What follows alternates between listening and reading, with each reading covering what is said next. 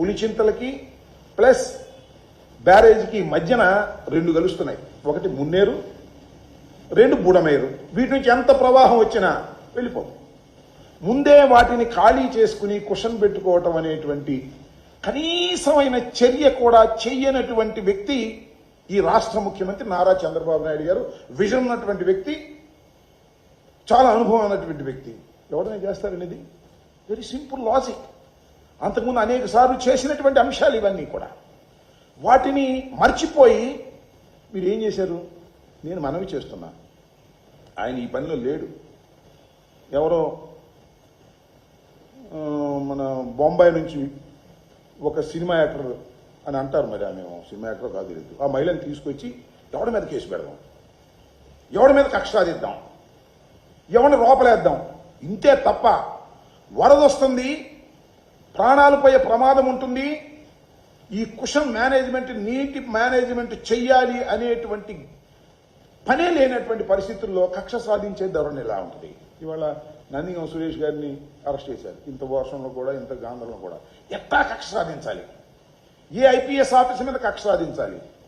ఈ పద్ధతుల్లోనే మీరు వ్యవహరించారు తప్ప కీలకమైన సమయంలో మేనేజ్మెంట్ చేయవలసిన సమయాన్ని వృధా చేసేటటువంటి కార్యక్రమం చేశారు. కక్ష సాధింపుతో మీరు ఈ కార్యక్రమాలన్నీ చేశారని చెప్పడానికి ఇంతకన్నా ఉదాహరణ ఏం కావాలని అడుగుతా ఉన్నా. కుషన్ మేనేజ్మెంట్ చేయలేకపోయారే, ఇప్పుడు మీరు మేల్కొన్నారు. మీ ఇంట్లోకి నీరు వస్తే మేల్కొన్నారు. అసలు నేను తెలియగలుగుతాను సార్, చెప్పండి ప్లీజ్. నారా చంద్రబాబు నాయుడు గారు, ఇవన్నీ కాదు.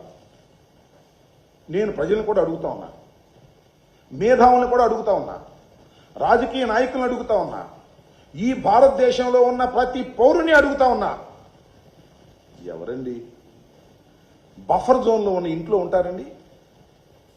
కృష్ణానది ఒడ్డున కరగట్టకి కృష్ణానదికి మధ్యన ఉన్నటువంటి ప్రాంతాన్ని ఏమంటారు? It is a called buffer zone. వరదొస్తే మునిగిపోద్దనే కదా కరగట్టేసింది. ఆ కరగట్టకి దిగువ కట్టినటువంటి ఇంట్లో ఉన్నావే నువ్వు ఇన్ని సంవత్సరాలు? పంతం బట్టి ఉన్నావు. మేము వద్దు అంటే నువ్వు ఉన్నావు. నీకు అసలు మాట్లాడే హక్కు ఉందా? వరద గురించి అని అడుగుతా ఉన్నా. ఇవాళ బఫర్ జోన్లు చూస్తున్నాం మనం.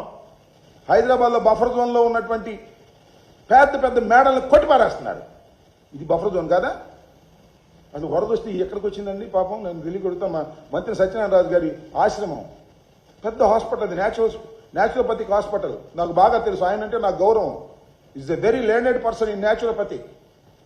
అది మొత్తం మునిగిపోయినాయా? వీళ్ళు మునగలేదా? అతను మునిగి ఇంట్లో మీరు ఉంటారా? ఉండొచ్చా? ఒక ముఖ్యమంత్రి, ఉమ్మడి రాష్ట్రానికి ముఖ్యమంత్రిగా చేసినటువంటి వ్యక్తి, విజన్ ఉన్నటువంటి వ్యక్తి, బఫర్ జోన్లో ఉన్నటువంటి ఇంట్లో నువ్వు ఉంటూ ఇవాళ నీతి వాక్యాలు చెప్తున్నావు. జగన్మోహన్ రెడ్డి గారి దుర్మార్గుడు అంటున్నావు. అసలు జగన్మోహన్ రెడ్డి గారి వల్ల ఈ వరద వచ్చింది అంటున్నావు. నేను తెలియగలుగుతానండి, అసలు మీ ప్రభుత్వం ఎందుకు వచ్చింది నాకు అర్థం కాలేదు. మీ ప్రభుత్వాన్ని ఎందుకు ఎన్నుకున్నారు? పద్యానికి జగన్మోహన్ రెడ్డి గారి ఈ టైంలో జరిగింది, అది అందువల్ల జరిగిందని చెప్పడానిక? ఇప్పుడు మూడు నెలలు దాటే సమయం వచ్చింది కదా, అయినా ఇంకా జగన్మోహన్ రెడ్డి గారి మీద విరుచుకుపడేటువంటి కార్యక్రమాలే చేస్తున్నారు తప్ప వీళ్ళు పరివర్తన లేదే, కక్ష సాధింపేనే. ఇలాంటి సమయంలో కూడా కక్ష సాధింపు మీదే మీ విచక్షణ ధోరణంతా పెట్టారు. నేను మరొక్కసారి రేపు మేమందరూ నోటీసులు ఇచ్చాము. వైఎస్ఆర్ ప్రభుత్వం అధికారంలోకి రాగానే బఫర్ జోన్లో ఉన్నటువంటి ప్రభుత్వ కట్టడాన్ని, ప్రజావేదికని తొలగించాం. అబ్బే తొలగించేశారే, ఎంత కక్ష, ఎంత కార్పణ్యం అన్నారు. దట్ ఈస్ కరెక్ట్ అని చెప్తున్నాయి. వాళ్ళ బఫర్ జోన్లో ఉన్నది ప్రభుత్వాన్ని కాబట్టి మేము తొలగించాం. మీకు నోటీస్ ఇస్తే మీ ఓనరు లింగంనేనాయను ఇంకొక ఆయన అందరూ నోటీసు కోర్టుకు వెళ్ళారు, కోర్టులో స్టే తెచ్చుకున్నారు. వెల్, కోర్టు ఎంతవరకు రక్షిస్తుందో చూద్దాం ఇవాళ జరిగిన తర్వాత కూడా.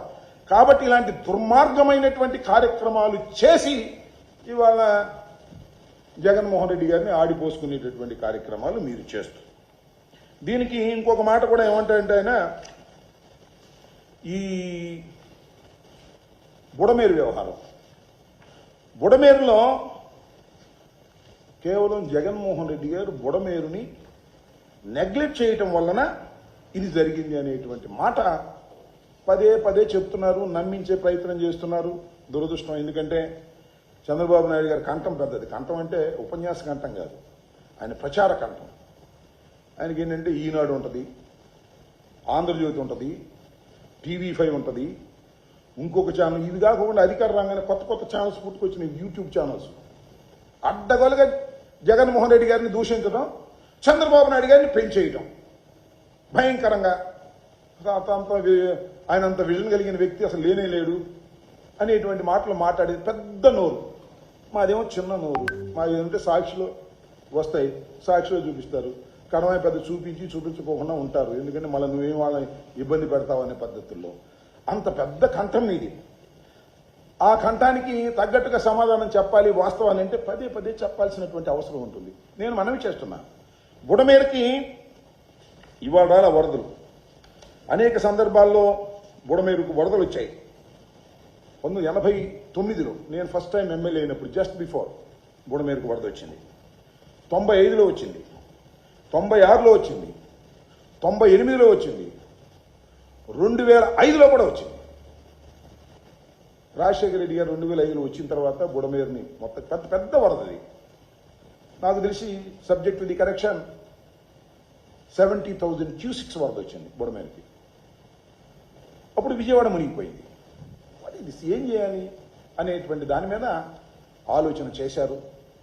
బుడమేరు డైవర్ట్ చేయాలి. ఎక్కడ డైవర్ట్ చేయాలి? ఒక కమిటీ వేశారు, కమిటీ రిపోర్ట్ ఇచ్చారు. బుడమేరు మీద అదేది ఒక రెగ్యులేటరీ ఉంది, వెలగనేరు రెగ్యులేటరీ. దట్ ఈజ్ 1960లో కట్టినటువంటి రెగ్యులేటర్. ఏదో మేము చిన్నప్పుడు 58లో నేను పుట్టాను, అప్పుడు కట్టారు. ఇప్పుడు చాలా సంవత్సరాల క్రితం ఒక వెలగనేరు అనేది రెగ్యులేటర్ కట్టారు. వాళ్ళు ఏం చెప్పారంటే, దీన్ని బుడమేరు వచ్చి విజయవాడ మీద పడి విజయవాడ నుంచి వెళ్ళి అది కొల్లేరులో కలుస్తుంది. కాబట్టి దీన్ని డైవర్ట్ చేయండి, విజయవాడకు వెళ్ళకోకుండా సాధ్యమైనంత వరకు. డైవర్ట్ చేయాలంటే ఏం చేయాలి?